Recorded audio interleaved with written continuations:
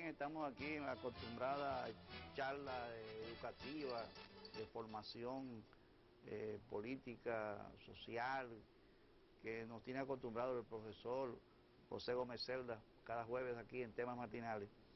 Hoy vamos a iniciar una jornada de temas sumamente interesantes sobre la política, etimología, política, de acuerdo a cómo lo interpretaban también, lo definieron los grandes pensadores de la humanidad, Aristóteles, la historia y relación de las fuerzas entre pobres y ricos, siervos y amos, esclavos y libres, filosofía, teocracia, aristocracia y otros interesantes temas que tienen que ver con la política, la filosofía, la economía, los modos de producción. Todos esos temas vamos a hablarlos durante varias entregas que nos va a dedicar el profesor José Gómez Celda, reconocido sindicalista, catedrático, un hombre de formación, un hombre que realmente hace esfuerzo para tratar de transmitir su conocimiento a quienes realmente necesitan conocer todas estas cosas de interés en lo que es el conocimiento humano.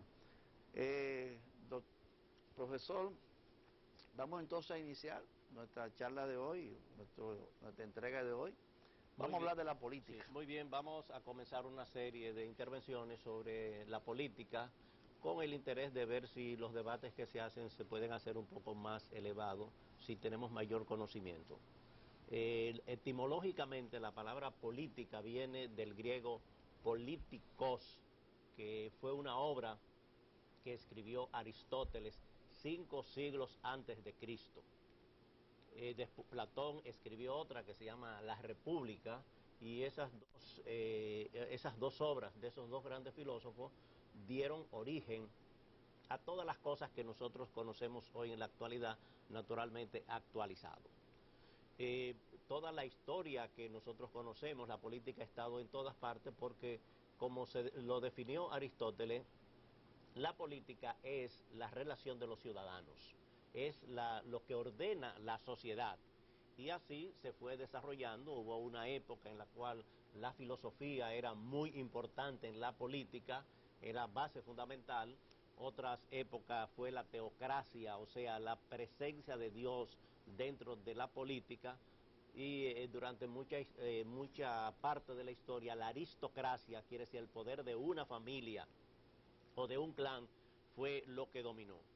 Quiere decir que antes había mucha importancia por el ciudadano, que es la base fundamental de la política, el interés por las bellas artes y la cultura. Aristocracia y dinastía.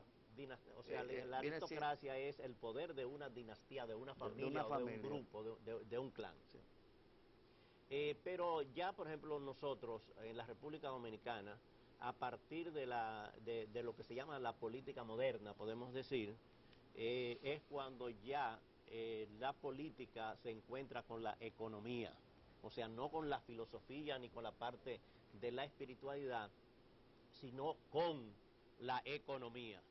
Y de ahí surgen un sistema económico que se llama y se llamó el capitalismo, y un sistema político que es el liberalismo. Quiere decir que todas aquellas épocas no la vamos a tratar, sino lo que es la política, digamos, en la época moderna. Don José, permítame aprovechar esa introducción tan demostrativa de la política para que nos dé una instrucción, a ver si muchos dominicanos participan en la política. Cada vez más dominicanos tú le hablas de política y se niegan a ser políticos y acusan a los políticos de ser unas personas indeseadas. Bueno, ¿qué se puede hacer para cambiar esa imagen de los políticos? Santo Tomás de Aquino, que es el doctor de la iglesia, decía que después, como era sacerdote, después del sacerdocio, lo más importante en un hombre es la política, porque la política tiene la bondad, tiene la posibilidad tanto de hacer mal como de hacer bien. Quiere decir, una persona que tenga intención y esté en la política puede hacer bien. ¿Por qué? Porque la política hoy es una ciencia, es una virtud y es un arte. Y como ciencia, entonces hay que estudiarlo. No hay ciencia que no se estudie. Usted podrá ser un hombre pragmático y podrá ver las cosas, pero cuando entramos ya en la ciencia y lo que queremos hablar es desde un punto científico, de la política, cómo es, para si nosotros podemos tener posibilidades. Como decía anteriormente, cuando se descubrió el continente americano, ¿qué era lo que existía en la política? Existía un sistema, que era el que predominaba, que se llamaba el mercantilismo. El mercantilismo estaba basado en que las riquezas de las naciones es la acumulación de metales preciosos. Quiere decir, la riqueza de un país, lo que predominaba como el mercantilismo, era la acumulación de metales preciosos. Por eso no ha de extrañarse cuál era la actitud de los españoles con los ingleses o los holandeses que vinieron a América Latina, que era lo que buscaban. Metales que era lo preciosos. que buscaban. Porque los metales preciosos para ellos era la medida valiosa de la riqueza de las naciones. Y era el comercio y la extracción de los metales preciosos la mejor forma de establecer riquezas. Después el mercantilismo favorecía las exportaciones y restringía las importaciones. ¿Y cuál debe ser la tarea fundamental de los políticos? Bueno, eso lo vamos a ver más detalladamente, sino lo que vamos a ver ahora, cuáles eran los sistemas para irlos desarrollando progresivamente. La colonización permite la extracción de metales preciosos en forma barata. Y las colonias no debían manufacturar nada, sino eso era una atribución de la metrópolis. Y el comercio colonial es un monopolio de la metrópolis. En esa época del mercantilismo, quiere decir que eran la política, el sistema político que predominaba, estaba basado en eso. Y ahí apareció otro fundamento que fue la esclavitud. Pero la esclavitud en el sentido de negocio, quiere decir, cuando vinieron los europeos a América y a una parte de África, lo que le importaba con los esclavos era el trabajo productivo para extraer metales, para extraer riqueza.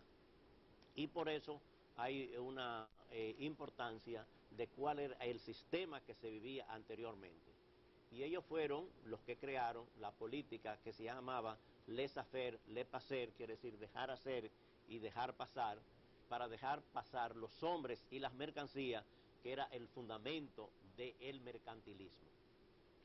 El mercantilismo se basó fundamentalmente, como dije, en la acumulación de riqueza a través de metales preciosos, quiere decir oro y otras cosas, pero fundamentalmente lo que se llamaban metales preciosos. Y esa etapa, cuando el descubrimiento de América, era lo que estaba en vigencia. Y el comercio, la esclavitud, se fortaleció con eso. Después de esa etapa del mercantilismo, se pasó a lo que se llamaban los fisiócratas. Y los fisiócratas era lo que se llamaba el sistema del gobierno de la naturaleza, basado fundamentalmente, y superaron al mercantilismo, en la tierra, teniendo como base que la tierra es lo único que produce más que lo que recibe, y que la siembra, las semillas, la reproducción de semillas daba unas cosechas que podían ser económicamente lo más eficaz, y que la reproducción de animales, la creación de ganados, era lo que daba la riqueza. Ahora, los fisiócratas, que estaban basados en el gobierno de la naturaleza, o sea, basados no en los metales, sino en la naturaleza, entonces creó y aceptó principios del mercantilismo, como fueron los principios del dejar hacer, del dejar pasar, que eran temas que ya habían tratado. Entonces, los fisiócratas sustituyeron al mercantilismo y vino una etapa en la cual la política estaba basada en la naturaleza, en las cosas que daba la naturaleza. ¿Con qué se trabajaba en aquella época? El hombre trabajaba con 4 elementos fundamentales, que era el agua, el viento, el fuego y los animales. Ahora, todo esto del mercantilismo y los fisiócratas vino, después de esa etapa, vino una época que cambió el mundo, el mundo del trabajo, el mundo de la economía y el mundo político, que se llamó la Revolución Industrial. Como antes no se conocía ninguna máquina, porque por ejemplo lo que Gutenberg había inventado no era una máquina, era más bien una cosa reproductor de papeles, pero no era una maquinaria como después conocimos la imprenta. ¿Cómo se producen, don José, esos cambios de sistema? Bueno, el cambio de sistema... ¿Se producían a base de la evolución o sea, o se ¿qué pasó? producían O sea, a base de revolución? o sea, ¿Cuál la máquina era la de vapor, metodología? la máquina de vapor era una máquina que vino fundamentalmente a cambiarlo. ¿Por qué? Porque antes el hombre trabajaba con la naturaleza y los fisiócratas estaban basados en la naturaleza y el mercantilismo estaba basado en los metales preciosos. La máquina de vapor fue un invento que hizo Jim Wax en 1769, en la cual creó que con la fuerza del agua, con un condensador y con un dínamo, la fuerza que da el agua, eso podía hacer mover un motor, podía hacer mover una fuerza. Y de ahí entonces se inventaron los telares, quiere decir, lo que antes era el trabajo que podían hacer personas a mano, de coger el algodón, sacar la semilla, hacer hilo y el hilo ponerlo en forma horizontal y vertical y apretarlo, que es lo que daba la tela de hilo, que era lo que existía. Por otra parte existía la seda, que eran gusanos de China.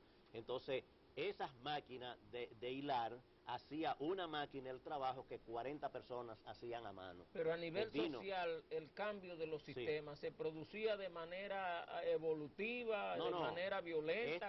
¿Cuál era la manera de transformación de un sistema en otro? La revolución industrial se basó en esa máquina. Esa máquina que comenzó con los hilares, que después se hizo lo que se llamaba la segadora, para quitarle la semilla a las pepitas, que después esa máquina se instaló en el transporte. Entonces una locomotora cambió todo el sistema de comunicaciones, porque antes eran animales. Cuando se puso esa máquina en una locomotora, esa locomotora podía transportar mercancía, podía transportar personas, y cambió la relación de fuerza.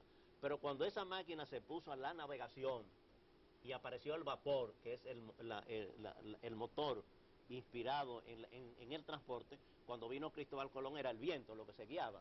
Ahora venía una máquina. Entonces la navegación, los ferrocarriles, el transporte y las maquinarias cambió el mundo. Y es lo que se llama la revolución industrial. Y se dio un cambio de revolución porque en menos de 100 años se cambió toda la historia de la humanidad, del trabajo, de la economía y de la política. Pero esos cambios se producían a nivel social. ¿Cuál era la expresión social de esos cambios? Bueno, el liberalismo desde el punto de vista político y el capitalismo desde el punto de vista económico. Eran el pensamiento que había. Eran las ideologías. Las ideologías que había. Entonces, como tú dices, ¿qué pasó de esa revolución industrial? Cambió el mundo, cambió todo, revolucionó, por eso se llama revolución industrial. Pero se produjo de manera pacífica, hubo una evolución, hubo una revolución industrial que se manifestó en una revolución política. La revolución industrial fue desde el punto de vista industrial, de industria. Eso hizo una transformación económica, porque todo el que tenía invertido dinero en metales o en agricultura lo fue a invertir en maquinarias. La revolución industrial trajo consigo entonces lo que fue la mano de obra ya salarial. El nacimiento de una nueva clase social, que fue la clase obrera, como se llamaba. Entonces trajo una división. Lo que antes habían sido siervos y esclavos, ahora pasaron a ser patronos y obreros.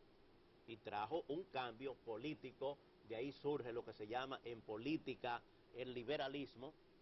Trajo un cambio económico, que es lo que se llama el capitalismo, y trajo un cambio social, que es lo que se llama la clase obrera. ¿Y cómo se impone el capitalismo? El capitalismo se impone cuando tú eras dueño de muchas tierras o de muchos metales, hace una empresa, y esa empresa se basa en la esclavitud del obrero. ¿Y eso se produjo de manera pacífica? No, de manera pacífica no. El nacimiento de la clase obrera trajo una confrontación a muerte entre patronos y obreros, porque ya no eran siervos, ya no eran esclavos, sino eran obreros y eran patronos. Quizás podemos interpretar... ahí nace una nueva clase social, que es la clase obrera. ¿Qué quiere decir? Estamos hablando de política. O sea, la política en los tiempos modernos existió el mercantilismo, existió los fisiócratas y fue superado eso por el capitalismo. O sea,